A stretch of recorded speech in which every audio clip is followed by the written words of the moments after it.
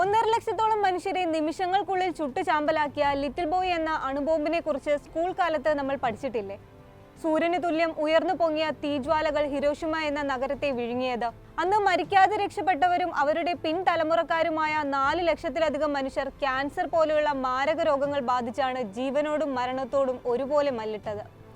Hiroshima യാഥാർത്ഥ്യം തന്നെയാണെങ്കിലും ഒരു കഥ പോലെയാണ് ചെറുപ്പത്തിൽ നമ്മളത് കേട്ടത്. വിശ്വസിക്കാൻ കഴിയുമായിരുന്നില്ല.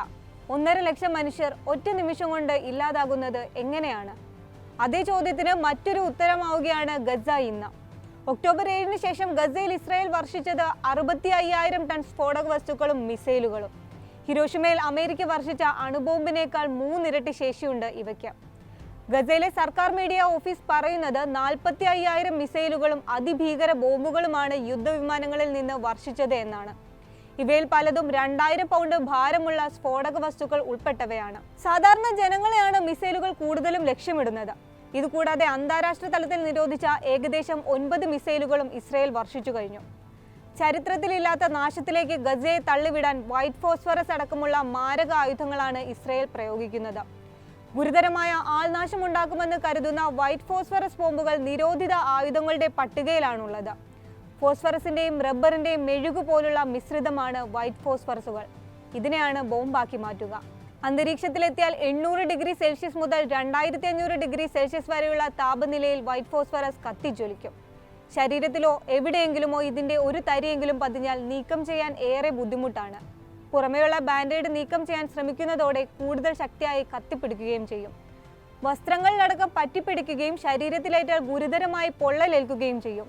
ചെറിയ പോറലേറ്റാൽ പോലും ആന്തരികാവയവങ്ങളെ പോലും നശിപ്പിച്ചു കളയുമെന്നാണ് വിദഗ്ധർ വ്യക്തമാക്കുന്നത്.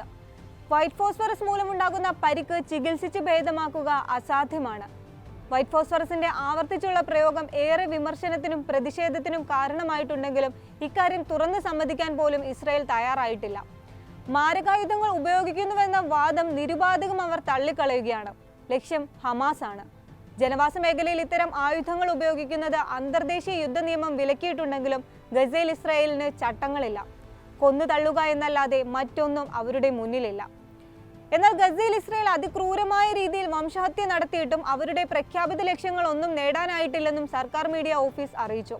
ഇസ്രായേൽ ആക്രമണത്തിൽ ഇതുവരെ 22,438 പേരാണ് കൊല്ലപ്പെട്ടത്. 57,614 പേർക്ക് പരിക്കേറ്റു. കൂടാതെ ഗസയിലെ പകുതിയോളം കെട്ടിടങ്ങളും 70% വീടുകളും ആക്രമണത്തിൽ തകർന്നു കഴിഞ്ഞു. വീടുകളും കെട്ടിടങ്ങളും തകർന്നാണ് ഗസയിൽ കൂടുതൽ പേരും കൊല്ലപ്പെട്ടത്. ആശുപത്രികൾ, സ്കൂളുകൾ, ഷോപ്പിംഗ് മാളുകൾ, ഹോട്ടലുകൾ, ഫാക്ടറികൾ, പ്രാർത്ഥനാലയങ്ങൾ എന്നിവയൊന്നും ബാക്കിയായില്ല.